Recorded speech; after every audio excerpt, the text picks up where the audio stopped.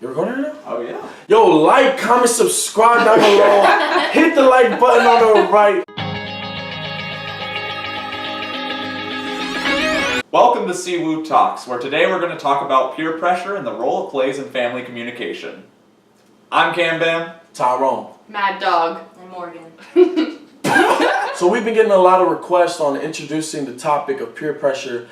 We're all pretty mature right now, so we've had a lot of experience in life and been dealing with a lot of pressures also that come from middle school all the way to high school and now even college.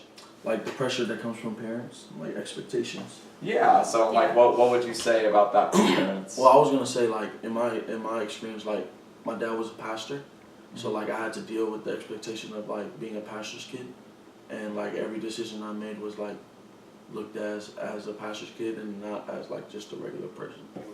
What advice would you give to the father to like help ease up that pressure? Or Just like well, everything my dad was telling me, he would be like, you know, that we're not perfect as people, and that's something that my dad always told me, that you're not going to be perfect, you always made mistakes. So just creating an atmosphere of like, even when you fail, like your parents are still going to be there. So almost like a family theme, maybe like before you're a pastor's son, you're my son. Mm-hmm. Like, you know. Maybe we can talk about too, like the family like is affected by like when peer pressure affects the kid. Like if they're trying to look a certain way, like they can snap at their mom, like I want this. They can turn into like something more like uncontrollable. Like the parents are like, whoa, like how do we even handle this kind of thing? Because they're like trying to live up to those expectations of the other kids in their class or whatever. Like all the peer pressure to look how the trends are. Yeah, no, I know. Or like if they want to like look like, I know when I was a kid, do you remember those Bobby Jack monkey tank tops? Yes. Yes. I loved the color pink and I loved the tank tops and the monkey and all that stuff. And so like my mom like bought them for me. Like I was like, oh, we can't get that because it's in the girls section. So it's like, even just like encouraging me not to, because like when my mom like got it for me, she was like, you know that people are going to say stuff and you just got to feel comfortable doing what you do. Like you just wear it and own it. Mm-hmm. And yeah. And that was a wild year. Like my mom painted my nails and like shaved my head. I looked like Natalie Portman, you know. That was like my first encounter with like peer pressure. And I don't know. I'll probably take that with me like when I'm like a father. I think another good thing, kind of look at raising your kids and like trying to raise them right, is having boundaries, and in a way like not making it so like strict on them and making them feel like, man, I can't do anything in life, you know what I'm saying? I feel like just having boundaries can just like keep you away from certain things that can hurt you in the long run that you don't think about. Say, I can't because my parents said this. And in your mind, you're thinking like, man, this sucks, I'm whack, you know what I'm saying? I can't hang out with my friends. Well, yeah, especially because like we read in the textbook that adolescents are often going to their moms to talk about decisions about like drinking and smoking and things like that. You know, obviously you're going to have lower boundaries within the family when it comes to topics like this, but that you're not like going through your kid's phone or their social media, because not only does that sort of close that avenue for them to come to you on their own, but you teach them that that's okay, that with the people that they love, that that's appropriate behavior when, you know, you should just be talking it out and like, you know, revealing what you're comfortable with. Yeah. Definitely there should be a balance between, you know, what you allow and what your kids can do. Because I feel like a lot of times, I know for me, one of the things that I told my parents is growing up, I need parents more than friends, you know what I'm saying? Because I already have a lot of friends and they play that role in my life as friends.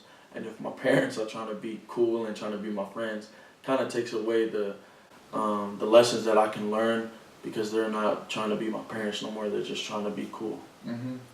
I mean, that's that relational dialectic at play, the autonomy versus connectedness. Like, you know, I get that you want to be friendly with me, but I don't need a friend.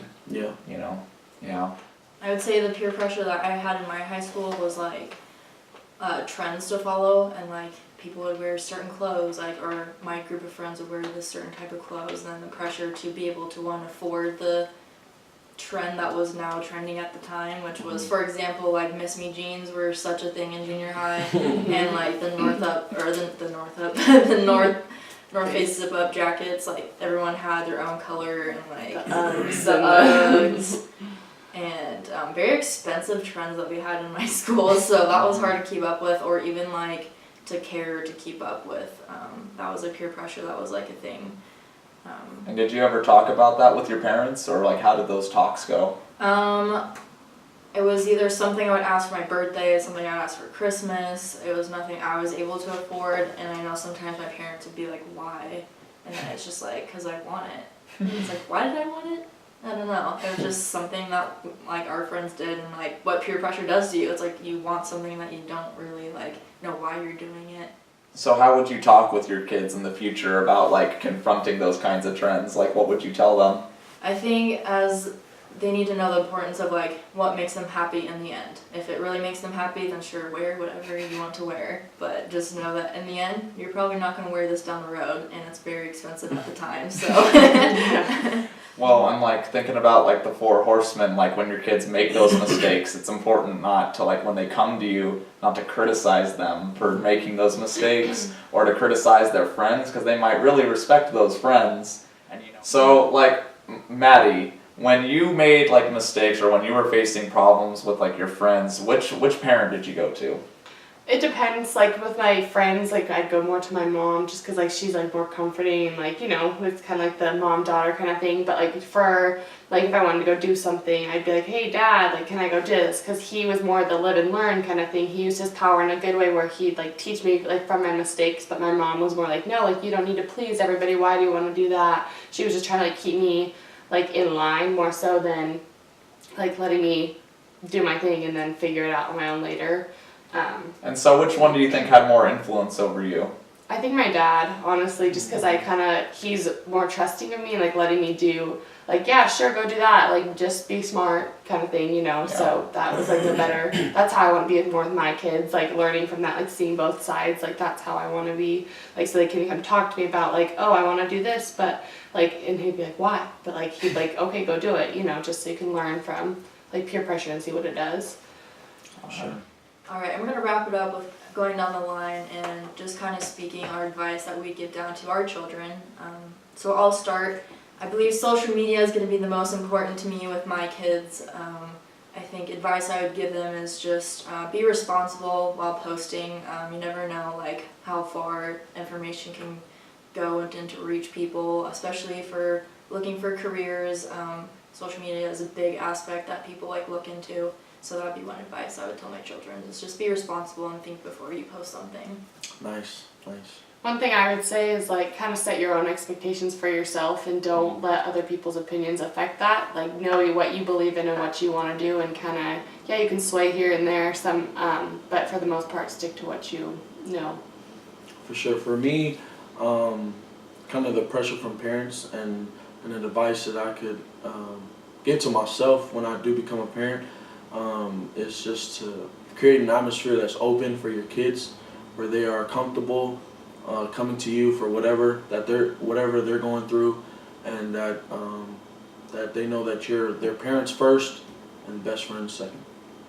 Yeah, and I would wrap up by giving the advice that when you're with friends, there's going to be all sorts of times where you're influencing each other. But to know that peer pressure happens when people are trying to do something to you that is not in your best interest, that's going to make you unsafe. So just making sure that you're surrounding yourself with people who are looking out for you, and then you know the rest will follow suit. You won't have to worry about peer pressure so much. That's a wrap. Damn! Tyrone out! Tyrone out! Lit, alright, bro. Lit.